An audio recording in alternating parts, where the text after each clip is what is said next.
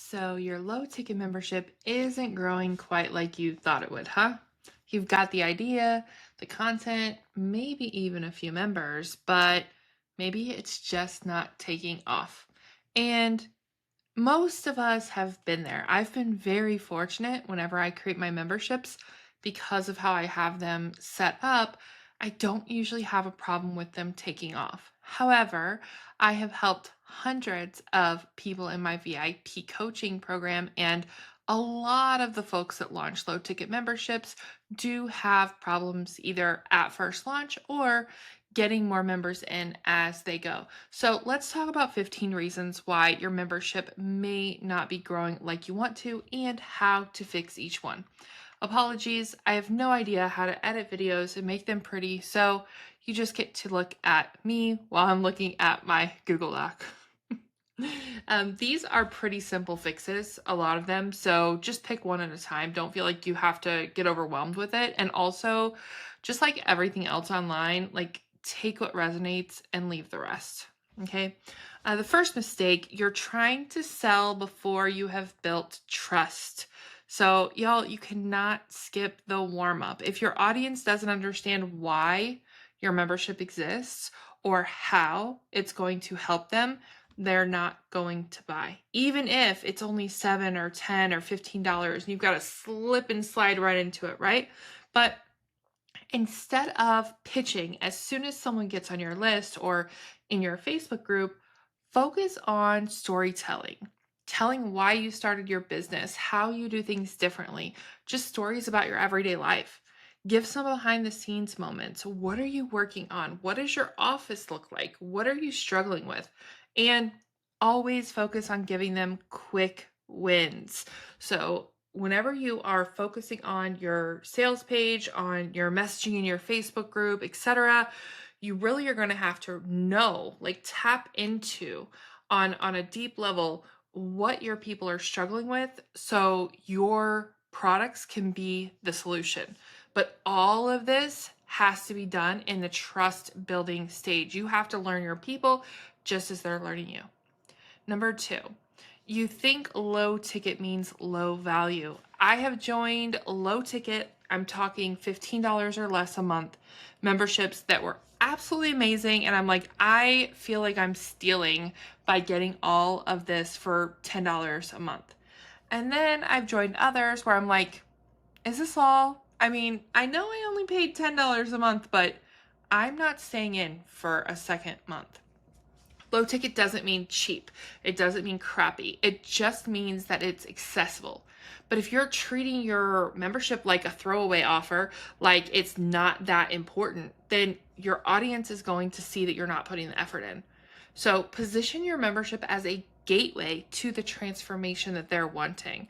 It's the first, most affordable step to something bigger. And maybe your low ticket membership is it. That's your highest ticket thing. I know that there are some creators that have a low ticket membership and that's their biggest offer. They focus on volume. So if you're going to have a $10 a month membership and you're not going to have any upsells, that's fine. But you've got to realize you need to grow your email list and you really got to have a lot of volume in there if each of your people are only paying, say, $10 a month.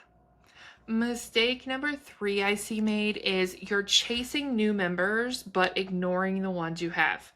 The new members are these shiny objects and you're trying to go after a more, but you're neglecting those who have already paid you. So you've got to give your current members attention, help them with their small wins, give them moments of recognition. Happy members are going to be your best word of mouth, your best affiliates to help you grow your business. Number four mistake, you're adding more content thinking that that's what people want. More isn't always better. Usually it's just overwhelming. So when your members log in, they feel lost. Where is everything? Or they feel behind, they disengage, they leave, they cancel. So simplify your content, Organize it clearly. If you're in my membership, either light or VIP, or if you've taken my Memberships Made Easy, make sure you go in and look at that course, Memberships Made Easy, because it gives you roadmaps and it gives you launch pads. So no matter how much content you have, you can organize it clearly, and you can focus on delivering that one powerful result instead of just a content library of all the things that nobody even uses.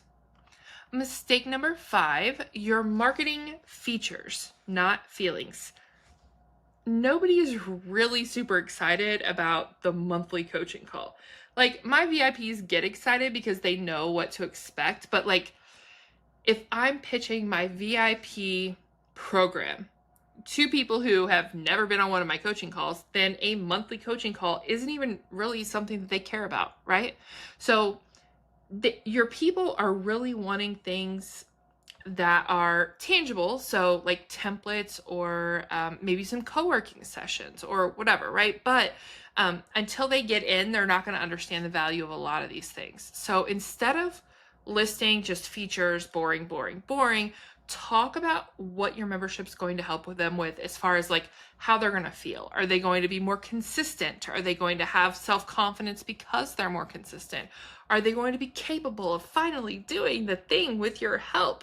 You're really focusing on the emotions as well as the logistics. We're not just going all the way and not talking about features, but we're not going all the way and just talking about features. Mistake number 6, you treat your membership like a product instead of a recurring revenue machine. So whenever people are buying a membership, it's because they want things continually. If they're not feeling like you're delivering something, whether it's community or, like I said, those templates or whatever it is you're promising, they're going to leave. And your best thing that you can do for this is to add small human touches, shout outs, community challenges, or even automated email check-ins that feel personal. You want them to feel like they're part of a community, they're part of something special. Mistake number 7, you're waiting to feel ready before you launch. Yep, I'm looking at you. I'm looking at you and you and you. You're never going to feel 100% ready. Most successful memberships, actually every successful membership I know of, was messy, at least at first. Some of them are still messy. Launch imperfectly. Learn as you go. Your first 10 members are really going to help you shape the best version of your offer. You can get that feedback and really talk to them one-on-one, and then build a better version. But stop waiting, because perfectionism it's costing you so much money, and perfect doesn't exist. Number 8. This one is hard for me to talk about because I love to keep things affordable, but some of you are underpricing out of fear. You're afraid of raising your price, and it's because you're afraid it won't sell.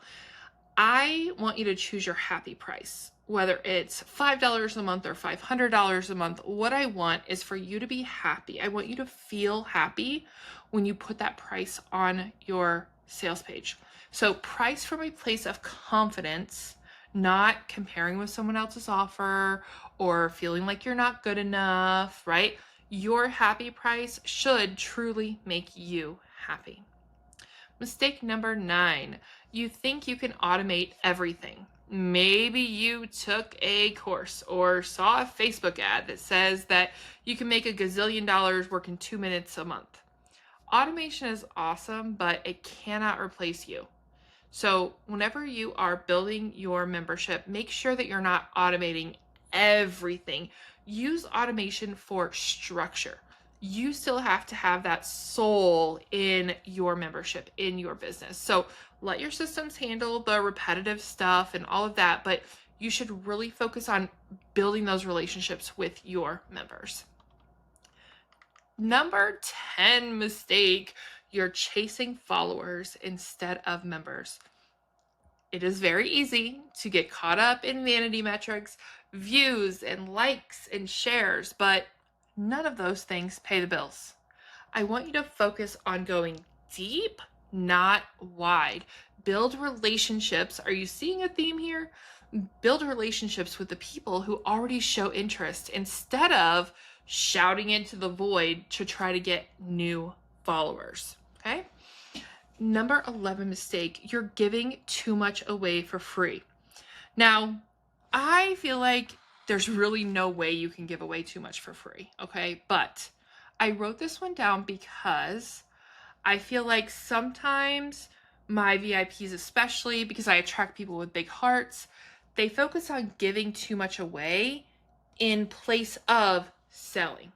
Okay, and I'm guilty of this too. I give free GPTs away in my email list every single week. Every week for I don't even know how long, I've sent a free custom GPT to my email list. Okay, it doesn't benefit me at all because they're already on my list, but I love my email list. I love my people, so I do it. So when I say you're giving away too much for free, I don't want you to think that you need to step back and be stingy or anything like that. You could still give things away. Just don't give things away in place of selling things. I hope that makes sense. I don't know if I conveyed that very well. Like, give things away for free, but also sell things. Every single freebie you have should have an upsell on the thank you page. You should always be selling as well, not just free, free, free, free, free, free, free. Right? Follow Gary Vaynerchuk, jab, jab, jab, right hook, free, free, free, sell, if that's what you want to do. But yeah, don't just give everything away for free. This is not a charity, it is a business. Mistake number 12, you're trying to be everywhere at once. Guess what? You don't need to dominate every single platform. That is a fast track to burnout and watered down content. Nobody can keep up with all of it, okay? Pick one main platform that fits your style and fits your audience and go deep. Consistency on one platform beats minimum viable on 5. Minimum viable doesn't really do a whole lot for anybody. So I just focus on, at the time of recording, this could change, my Facebook group and my email list. And everyone should focus on their email list, right? So pick one platform in addition to your email list and dominate that platform. Figure out the algorithm that you need to follow to get the best results, but you can't do that with 5 platforms. You can't be an expert at all 5 of them, so pick one. Mistake number 13. I love the number 13. You are too scared to niche down. You want to help everyone. I just saw a post today where one of my VIPs was like, I already have this, perfectly mapped out and it's all my stuff and I'm getting scared. I don't want to niche down so much. That's normal. It's normal to get scared about niching down because you feel like you're leaving people out. But the tighter your niche, the faster your growth. When your messaging feels like you're holding up, I don't have a mirror. I was looking for a mirror. When it feels like you're holding up a mirror to your people, then they're going to take action. They're going to feel seen. They're going to trust you and they're going to take action. And that's what you need. You need action takers in order to grow your business. Mistake 14. When people leave your membership, you think it has something to do with money. Spoiler alert, it doesn't usually have anything to do with money. People might think they're canceling because of money. They might be looking through their bills and be like, oh, I don't need this. But it's not about money. It's because you are not being needed. You're not creating a membership that they need. People don't cancel Netflix very often, right? Because they always want it to be there when they need it or when they want it. How are you going to create the Netflix feel in your membership? Build those small, quick wins into their experience. The faster your people see progress, the longer they will stay. Mistake number 15.